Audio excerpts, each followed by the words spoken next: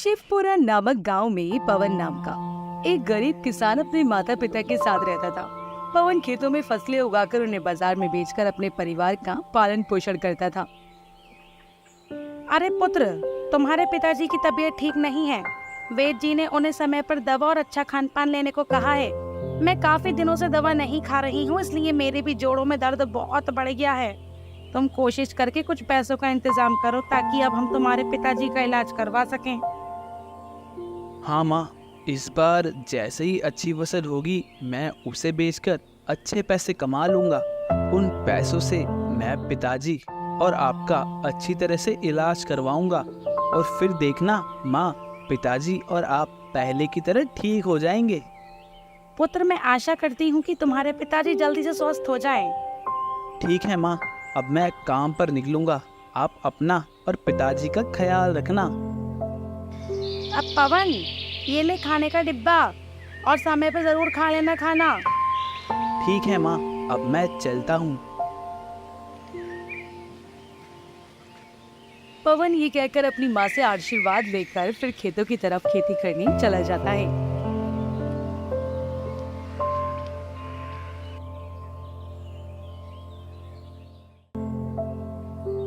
इस बार मुझे कुछ न कुछ करके अच्छी फसल उगानी ही होगी, क्योंकि अगर इस बार फसल खराब हुई तो मैं बर्बाद हो जाऊंगा और अब मेरे पास भी इतने पैसे नहीं हैं कि मैं फिर से फसल उगा सकूं।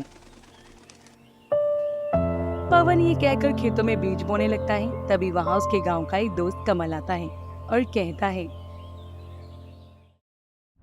तुम क्या कर रहे हो? कुछ नहीं कमल, मैं दोबारा खेतों में इन बीजों को लगा रहा हूँ। पवन, ये तो मुझे भी दिख रहा है कि तुम इन बीजों को खेतों में लगा रहे हो, मगर तुम जानते हो ना कि इस समय मौसम किस तरह से बदल रहा है। कभी धूप आ जाती है तो कभी बारिश आ जाती है। तुम्हें क्या लगता है कि तुम्हारी फसल उगेगी?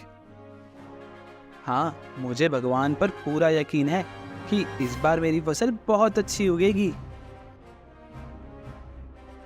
पवन ये कहकर दोबारा से अपने काम में लग जाता है। पवन का दोस्त कमल मुंह बनाकर वहाँ से चला जाता है।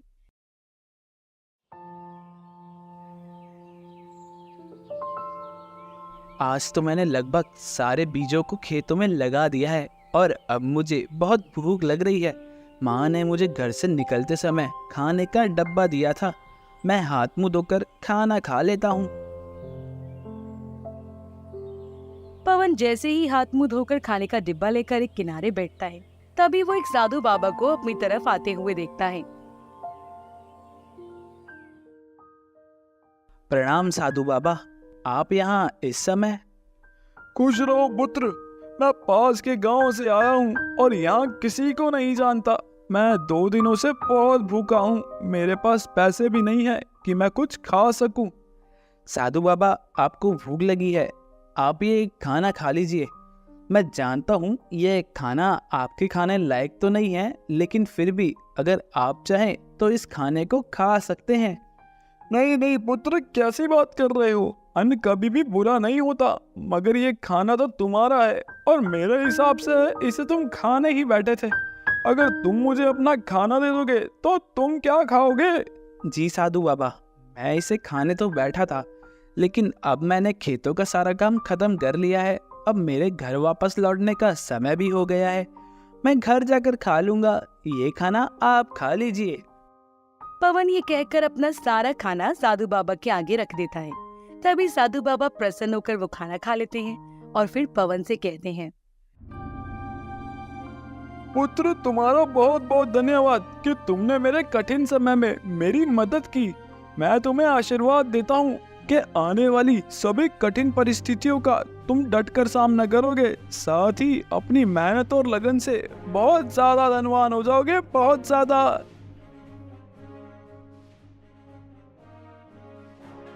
साधु बाबा पवन को ये आशीर्वाद देकर वापस लौट जाते हैं, जबकि पवन उन्हें जाता देख खुद भी अपने घर की तरफ चला जाता है।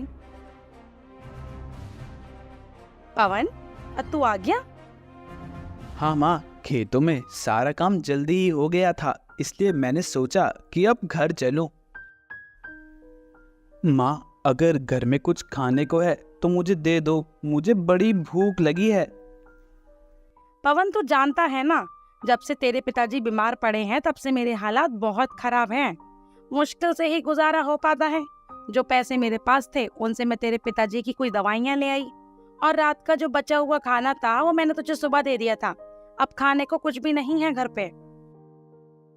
पवन की माँ घर में उसके खाना ना होने के बारे में बताती है, जिसे सुनकर पवन परेशान हो जाता है और फिर वो भूखा ही सो जाता है।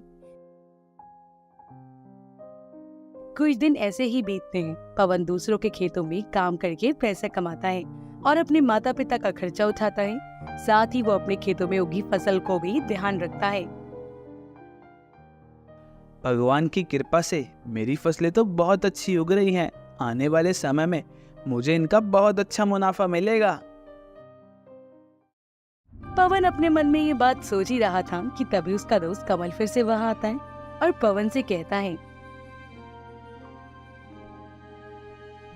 अरे वो पवन, तेरी फसल तो बहुत अच्छी उग गई। क्या बात है, तेरा तो नसीब ही चमक रहा है। आजकल तू दूसरे के खेतों में भी काम कर रहा है और साथ ही साथ तेरे खुद के खेत में भी अच्छी तरह की फसल उग गई है। हमारे खेतों में तो अच्छी फसल हो ही नहीं रही है भाई। ऐसा कुछ नहीं है कमल, बस ये मेरी मेहनत का फल है। और रही बात दूसरों के खेतों में काम करने की, तो अगर मैं काम नहीं करूँगा तो मैं अपने माता पिता का इलाज कैसे करवा पाऊंगा।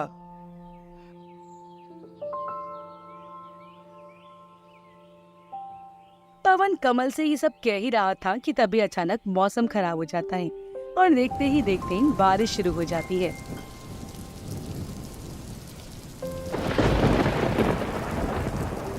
अरे ये क्या, बारिश शुरू हो गई। अगर ये बारिश थोड़ी देर के लिए होती तब तो मेरी फसलों के लिए बहुत अच्छा है, लेकिन अगर ये लंबे समय तक हुई तो मेरी सारी फसलें खराब हो जाएंगी।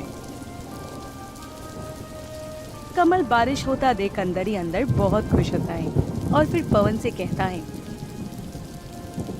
अब मुझे चलना चाहिए, वरना कहीं बारिश तेज ना हो जाए। तुम अपनी फसल का ध्यान रखना। कमल ये कहकर वहाँ से हंसते हुए चला जाता है, जबकि पवन मूसलाधार बारिश को देखकर बहुत परेशान हो जाता है। धीरे धीरे करके बारिश बहुत तेज हो जाती है और देखते ही देखते पवन की सारी फसलें खराब हो जाती हैं।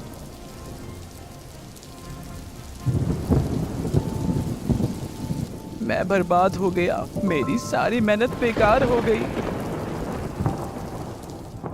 पवन ये सोचकर दुखी मन से अपने घर वापस लौट जाता है।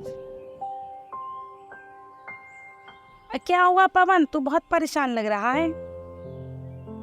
माँ, इस बारिश से मेरी सारी फसलें खराब हो गई और अब मैं पूरी तरह से बर्बाद हो गया हूँ। मेरे पास एक भी पैसा नहीं है जिससे मैं खेतों में दोबारा फसल उगा सकूं। पुत्र, कोई बात नहीं, ये सब नसीब का खेल है। आज हमारा बुरा समय है, कल हमारा अच्छा समय भी आएगा। तुम दिल छोटा मत करो, देखना कोई ना कोई रास्ता जरूर निकलेगा।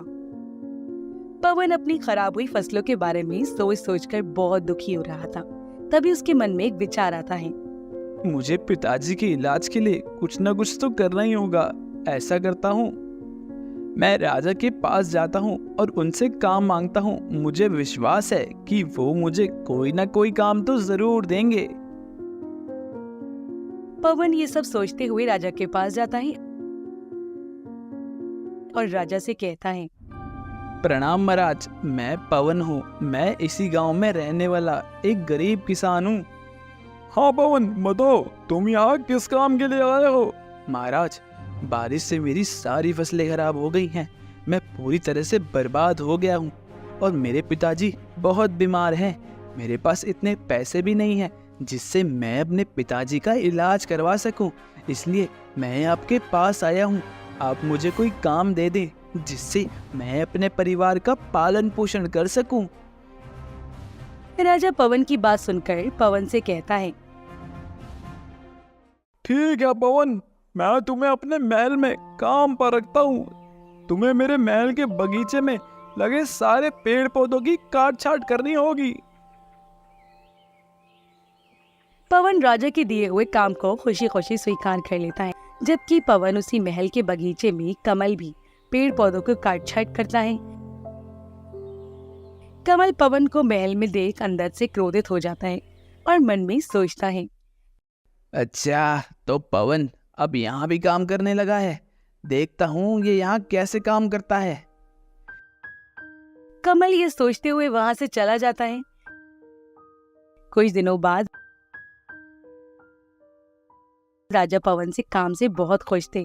वहीं राजा की खुशी देखकर कमल एक चाल चलता है।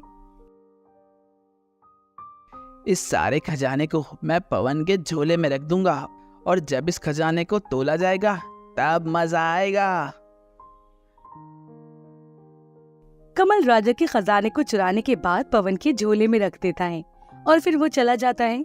कुछ समय बाद मंत्री जी राजा से कहते हैं, महाराज, महल से आपका खजाना गायब हो गया है। मंत्री जी, आप ये क्या कह रहे हो? मेरा खजाना महल से आखिर किसने चुराया? राजा अपने खजाने की चोरी होने की बात सुनकर महल में काम करने वाले सारे नौकरों को एक जगह बुलाकर उनसे पूछताछ करते हैं। देखो, मैं जानता हूँ कि मेरा खजाना तुम में से किसी ने चोरी किया है। जिसने भी ये काम किया है वह चुपचाप मुझे बता दो। अगर तुमने खुद अपने मुंह से सच बता दिया तो मैं तुम्हें सजा नहीं दूंगा, लेकिन अगर मैंने खुद तुम्हें रंगे हाथों पकड़ लिया तो मैं तुम्हें बुरी सजा दूंगा, बुरी। राजा सबसे अपनी बात कह रहे थे, तभी कमल बोलता है, महाराज, मैंने कमल को उसके झोले में कुछ छुपाते हुए देखा था। हो सकता है कि वो आपका खजाना हो। आप उसकी तलाश लीजिए। राजा कमल की बात सुनकर मंत्री को पवन की तलाशी लेने के लिए कहते हैं। महाराज, ये देखिए, ये आपका खजाना पवन ने अपने झोले में छुपा रखा था। नहीं नहीं महाराज, मैंने कोई चोरी नहीं की है। मैं नहीं जानता कि ये खजाना मेरे झोले में कहां से आया। अरे पवन, मैंने तुम्हें गरीब समझकर तुम्हारी मदद की और तुमने बदले में यह किया? नहीं महाराज, मैंने ऐसा कुछ नहीं किया। मैं अपने बूढ़े माता पिता की कसम खाता हूँ। ठीक है पवन, मैं तुम्हें सजा नहीं दूंगा, लेकिन अब तुम इस महल में काम नहीं कर सकते। तुम्हें यहाँ से जाना होगा। राजा ये कहकर पवन को अपने महल से निकाल देते हैं। पवन मायूस होकर जंगल की तरफ चला जाता है।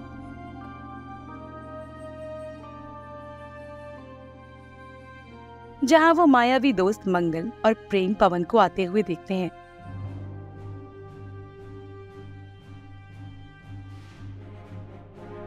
लगता है कोई गांववासी हमारे जंगल की तरफ आया है। हाँ, और मुझे लगता है ये बेचारा अपने जीवन से बहुत परेशान है। अच्छा, चलो हम दोनों खुद ही चल के उससे पूछ लेते हैं।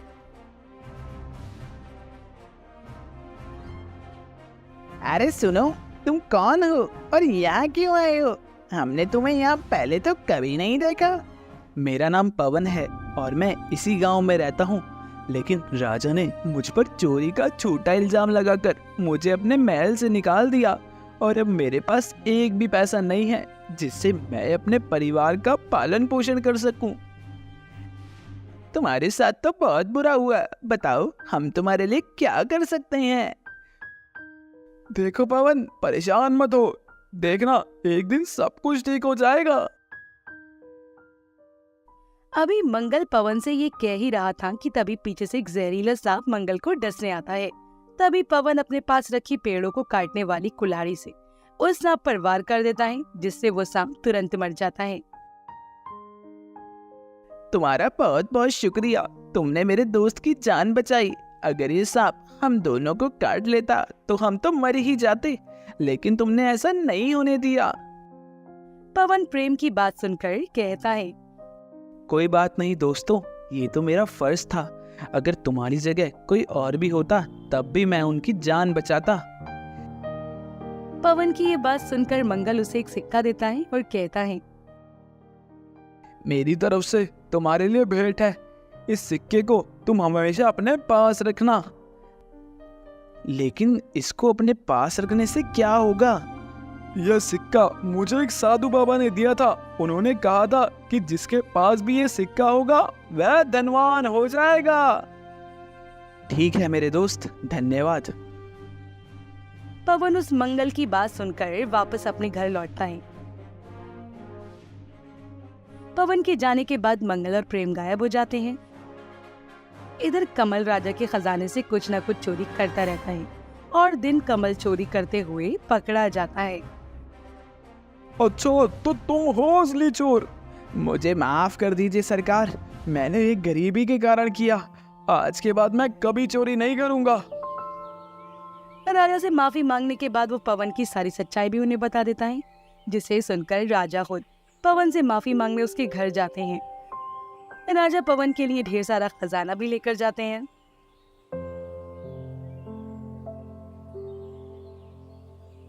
मुझे माफ कर दो पवन, मुझसे बहुत बड़ी गलती हो गई। आज मैं अपनी गलती का पश्चाताप करने आया हूँ। मुझे उम्मीद है कि तुम मुझे माफ कर दोगे और मेरी तरफ से ये भेंट स्वीकार करोगे। कोई बात नहीं महाराज, मैंने आपको माफ किया। आपके सामने मेरी सच्चाई आ गई, यही मेरे लिए काफी है। मुझे इस खजाने का कोई लालच नहीं है। मुझे पता है पवन, तुम्हें इस खजाने का कोई लालच नहीं है, लेकिन मैं तुम्हें यह अपनी खुशी से दे रहा हूँ। राजा के बहुत कहने पर पवन वो खजाना लेता है और उस खजाने को पाकर पवन बहुत बहुत धन्यवान हो जाता है। ये देखकर पवन की माँ कहती हैं, देखा पुत्र, नसीब का खेल पर मुझे पूरा यकीन था, एक दिन तुम जरूर कामयाब होगे।